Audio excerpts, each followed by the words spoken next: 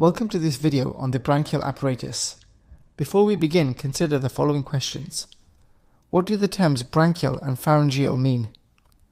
What is the difference between an arch, a cleft, and a pouch?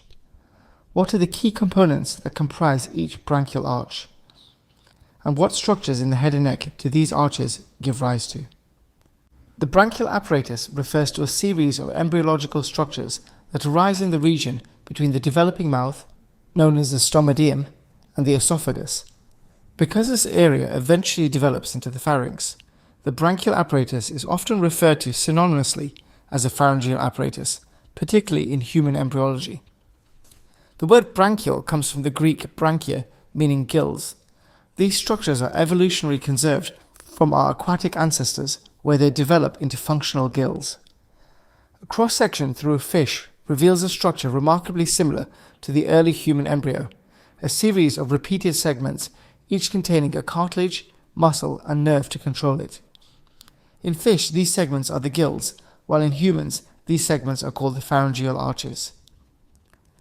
Each arch consists of a cartilage element, a muscular component, a cranial nerve, and a vascular supply, just as in a fish, where each gill contains a cartilaginous support, a muscle to move it, and a nerve to control it.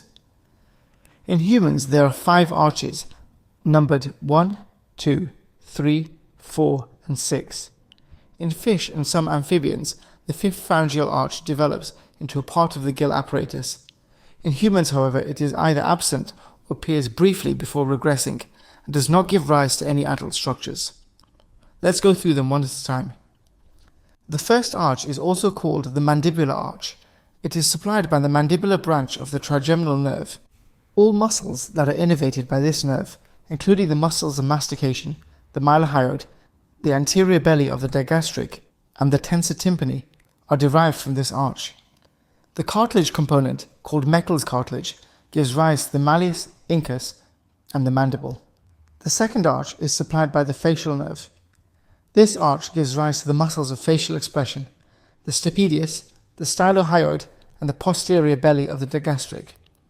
His cartilage, called Reichardt's cartilage, forms the stapes, styloid process, and the lesser cornu of the hyoid bone. The third arch is innervated by the glossopharyngeal nerve. It contributes to the stylopharyngeus muscle, and the cartilage from this arch develops into the greater horn and body of the hyoid. The fourth arch is supplied by the vagus nerve. It gives rise to the muscles of the pharynx and soft palate, including the pharyngeal constructors, and importantly the cricothyroid muscle. Along with the sixth arch, it also contributes to the formation of the laryngeal cartilages.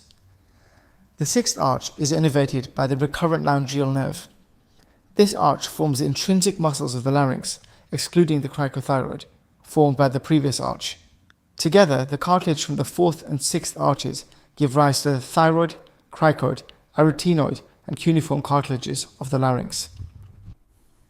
In contrast to fish, between our branchial arches are grooves and pockets that also develop into important structures.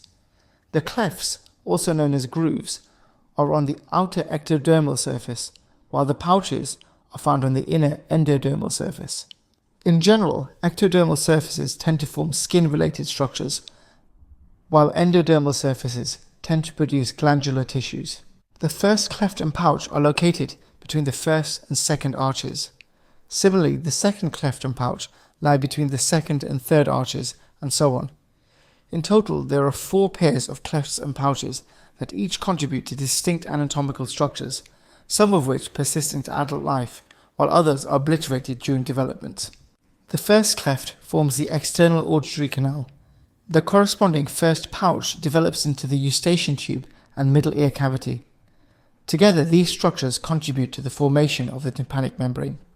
The second, third, and fourth clefts are initially present during development, but become overgrown and eventually obliterated by the expanding second arch. If remnants persist, they may form branchial cleft cysts or sinuses in the lateral neck. The second pouch forms the tonsillar fossa of the palatine tonsils. Both the third and fourth pouch divide into dorsal and ventral wings. The dorsal wing of each gives rise to the parathyroid glands. Confusingly, the third pouch gives rise to the inferior parathyroid glands, while the fourth pouch gives rise to the superior parathyroid glands. The ventral wing of the third pouch gives rise to the thymus, while the ventral wing of the fourth pouch forms the parafollicular C cells of the thyroid gland, which migrate towards the thyroid gland. It is worth noting that although the thyroid gland develops in this region, it does not come from a pharyngeal pouch. Instead, it forms from a midline endodermal thickening at the base of the tongue known as the foramen cecum and migrates downward into its final position in the neck. Understanding these embryological origins help to explain a wide variety of congenital anomalies, from branchial cleft cysts to a variety of branchial arch syndromes, which we'll cover in our next video.